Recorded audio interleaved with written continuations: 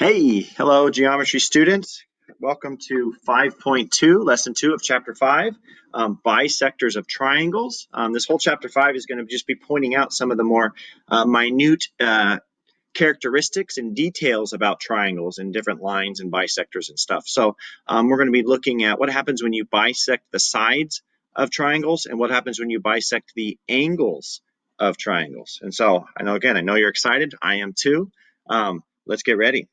Let's dive right in. So we have a definition here of concurrent lines. Concurrent lines just means three or more lines that intersect at a single point. So if you have lines like this, hey, those lines are not concurrent because they're not all intersecting at the same point. So cross that out. Okay, that's a mess. Say, or maybe I should have just write no. Okay, they are three or more lines. 1, 2, 3. Yeah, let's do more. Okay, yes, those are concurrent lines because they have the single point at which they are intersecting. So that's what we mean by concurrent lines. Okay, we're going to be looking for intersections basically. And actually that's just kind of the key word here, is intersect, intersection. Alrighty. The point of concurrency is just the point where the three or more lines intersect. So again, same idea. Whoops, except I can't draw straight. Nailed it. Boom. So this right here is our point of concurrency. And we're going to be looking at in this lesson two specific types of points of concurrency. One is called the circumcenter. The other one is called the incenter. And you're going to see each one is created or found in a specific way, and each one has a specific characteristic or attribute. Alrighty, so let's take a look. Another piece of information we need to know is, what does it mean that something is circumscribed versus something being inscribed? Okay, circumscribed describes that if you have a triangle, and actually it could be any polygon, but for this chapter, I'm going to draw a little smaller. Any polygon, but again, we're going to do triangles, means it contains all the vertices of a polygon. Okay, so what that means is basically looks like a circle that goes around a polygon, but it touches each of the vertices of the polygon. So it would look something like this. I didn't quite nail it exactly. A little hard. Drawing circles is a beautiful art, but that would be a circumscribed triangle because you're going around. I'm going to take one more stab at it.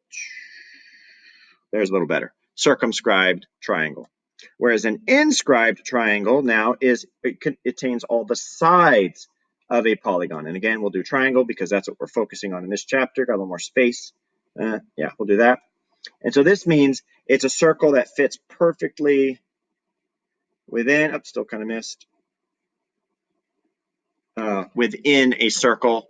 I'm starting to get images of the Triforce, but again, ideally, it's right on all of the sides. Just tangent, doesn't intersect the line, just barely hits it at one point, goes around, and it's a perfect circle that hits all the sides of a triangle or any polygon. But in this chapter,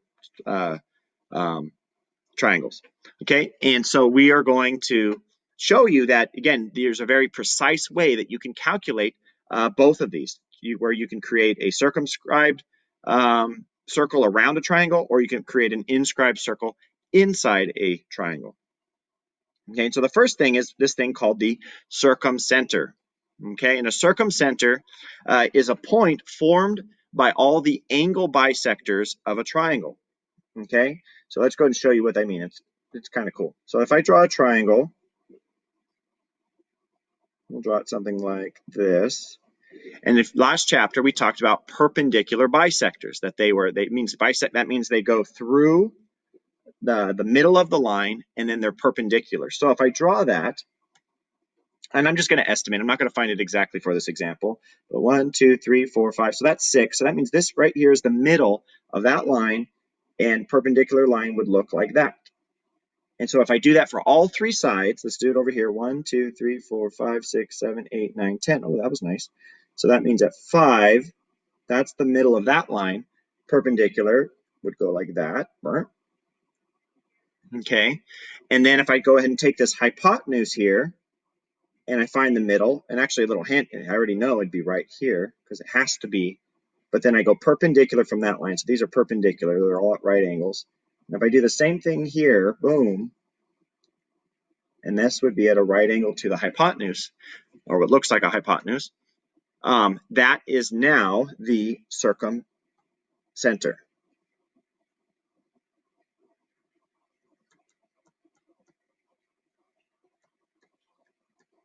Okay, that is the, oh, if I can write that correctly.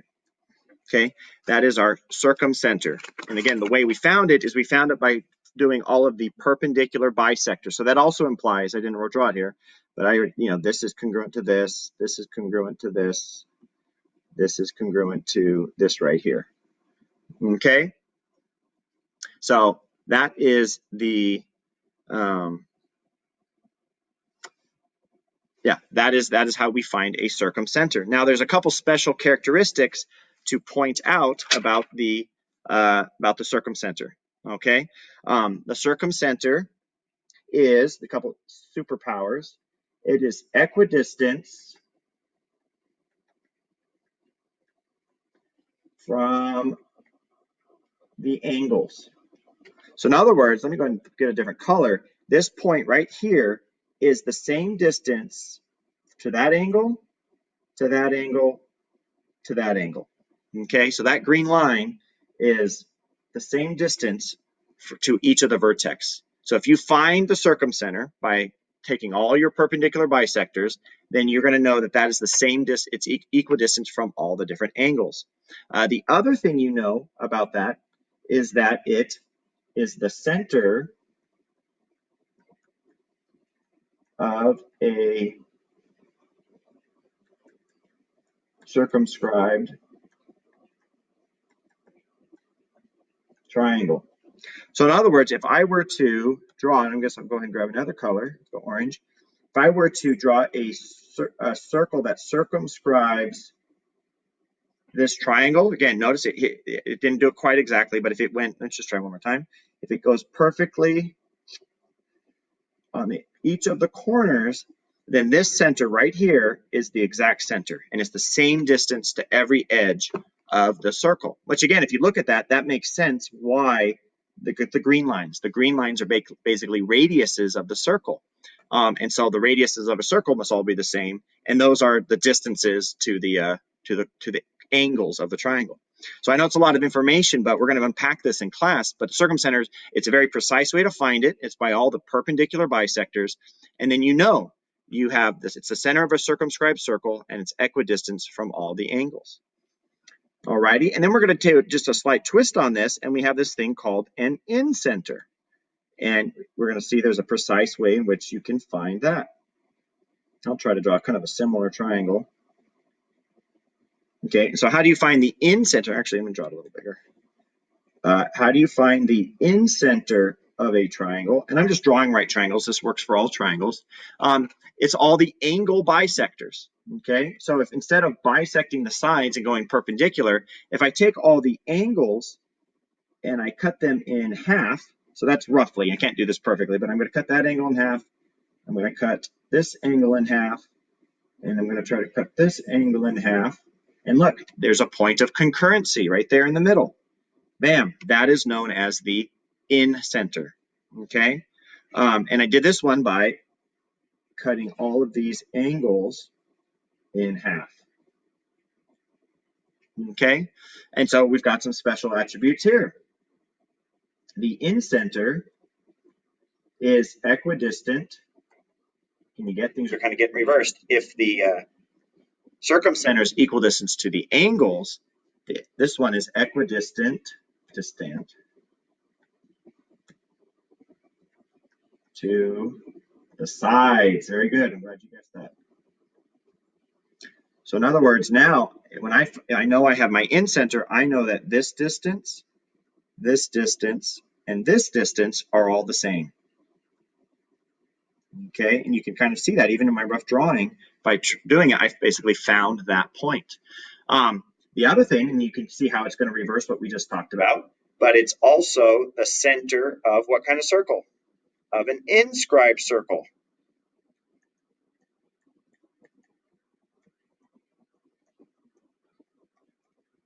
Okay, so I can see that if I were to draw an inscribed circle here, it just barely touches all the edges.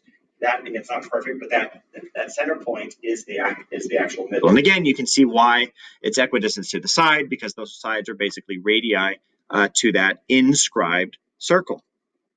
Okay, so there we go. In some of the questions, I'm going to develop something about these, but I'll leave it at that for now. The circumcenter, basically cut the sides in half and go perpendicular, you're going to find it. And then that means it's equidistant from the angles, and it's a circumscribed circle. Circumcenter, circumscribed, they match up. Incenter means you cut the angles in half, you bisect them, and then that you find a point that's equal distance from the sides, and an inscribed sides, incenter, inscribed. Okay, so let's just look at our couple questions. Question number one, does the circumcenter have to be inside of a triangle? Okay, well, let's see if we can sketch a couple of these. Okay, you saw, first of all, the one I did up here, it's right on the edge. And you can see there's basically a trick here. If I draw an acute angle, okay, actually it's almost a right triangle. No, I always have trouble drawing acute triangles. If I draw an acute triangle and I try to find the circumcenter by doing, I'm just going from the middle of each side perpendicular, really rough. You can see the point of concurrency is right in the middle. If I draw my right triangle, go a little bigger so it's not quite so hard to draw, your circumcenter will always be right where we saw it on the last one. It's right on the edge of the triangle. And if I draw the third type of triangle, which let's say I draw an obtuse triangle, and again, you draw the circumcenter simply by finding the middle of the line and going perpendicular, so something like that, and roughly something like this. Okay, look at that. That one is, so you can see this one is inside. Oops, that's not a good color. You have inside, on the side, and outside. So does the circumcenter have to be in the middle? The answer is a big, fat, beautiful no. Okay, it can be in all three locations. And in fact, its location tells you whether you have an acute triangle, a right triangle, or an obtuse triangle. The incenter, however, maybe just for the sake of time, let me go ahead and just draw like an obtuse triangle. Oh, cool. I didn't know I could do that. Learning new stuff every day. Okay, slightly obtuse. If I do an incenter here, by dividing the angles in half, roughly. Okay, you can see even there, and I didn't do it quite right. If it was perfect, it would be a concurrent point like that. It's still inside. So is the incenter always in the middle? You betcha. Or we'll just say yes. Okay, so the circumcenter can have a point of concurrency in, out, or on. The incenter is always in. Okay, number two, asked about circumcenter from a graph. Okay, and again, you find a circumcenter by finding the midpoint of the line and going perpendicular. Okay, so the way you're going to find that is simply by finding the midpoint of the line and then going in a perpendicular direction. So like, for example, the bottom line is 1, 2, 3, 4, 5, 6, 7. So the middle of 7 is 3.5. 1, 2, 3. So the midpoint is right here. In fact, let me erase this. We don't need those axes. That's going to confuse us. So that would be the midpoint. And so I could just draw a perpendicular line like this. Okay. The midpoint of this line, 1, 2, 3, 4, 5, 6. So that would be at 3. So the midpoint would be right there. So the line would look like that. And again, you can already see it's going to be on the edge of the on the line of the triangle because this is a right triangle. But then I could find the midpoint of this line, which again you need to use the slope intercept form. I'm sorry, not slope intercept form. You need to find the Pythagorean theorem to find the length. I'm sorry, the midpoint to find the middle of that line. Now, luckily, I can see it's going to be right here. And then the slope would be the exact inversion of the slope. And this I will show you. So the slope of the line right here is up 1 over 2, or sorry, up 2 over 2. So the slope here is just m equals 1. Alrighty, so that means my perpendicular slope would just be m equals negative 1. So that means from this point I would go down 1 over 1, down 1 over 1. And so it would look something like this. Okay. So to summarize what I just did, to find the point of concurrency, the circumcenter on a graphed triangle, you would need to, 1, find all the midpoints, and then 2, find all the perpendicular slopes. Okay, when they're horizontal, that's really easy because perpendicular is vertical. If it's vertical, that's really easy because the perpendicular is horizontal. If it's diagonal, then you're going to have to actually do some math. You're going to need to calculate the midpoint, and you're going to need to calculate the slope and find the perpendicular slope. Okay, we'll be practicing that in class. Number 3 is just to do what I've been doing here with all these examples. Sketch a triangle ABC and its circumcenter and a circumscribed circle. So let's just rock and roll. Let's go ahead and do an obtuse triangle, because why not? We haven't done one quite like that. So if we have a triangle that looks like, and we'll make it quite so big. So here's our triangle. We're supposed to call it ABC. Now, I don't care if you do this exactly. You can just kind of do it approximately. So how do you find a circumcenter? The middle of the line, go perpendicular. So roughly the middle of AB would be right here, and I'm going to go perpendicular. Okay, actually, like this. Okay, boom. Go to the middle of BC, and it'll be right about here. That's not quite perpendicular. Like that. And then the middle of AC that goes perpendicular, it's going to look something like, missed it, like that. Because you can see that's a right angle, that's a right angle, and I've roughly cut each of the sides in half. So there is my circumcenter, and it says to draw a circumscribed circle. So that is a circle that touches each of the vertices. So it would look something like that.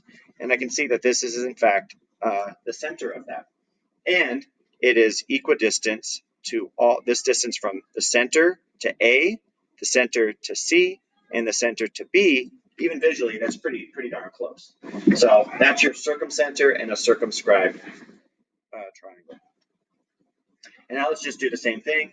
Oh, I didn't write the letter yet. Okay, last question, number 4. Thanks for hanging in there. Hope you're learning this.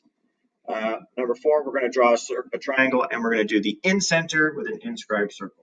Okay, so let's draw another triangle here. We'll draw it fairly big. Do it somewhat the same as the last one. This is DEF. D, E. Actually, maybe I should just go in the same order. D, E, F. Alrighty, and how do we find the circumcenter? Or I'm sorry, the incenter. Find each angle and roughly cut it, bisect it. So that's roughly the middle there. If I look at angle D, I'm going to cut angle D in half. Maybe not quite, maybe more like this. And then I cut F in half. Missed it. There we go. And so we have our incenter right there. And we can see then that is going to create, oops. If I draw a circle that touches each of the sides, that is roughly the center of that inscribed circle. And again, with congruent distances to each of the sides of the triangle. Okay, so we're going to be exploring this. I know at a glance it can kind of be a lot of information, but notice if we define our terms, you're going to realize there's a pattern to it, and it'll all fall into place if you work at it. And ask lots of questions when we're together in class. See you soon. Good luck with the quiz and the quizzes, and it's going to be fun. Triangles, and more triangles. At least we're not doing proofs.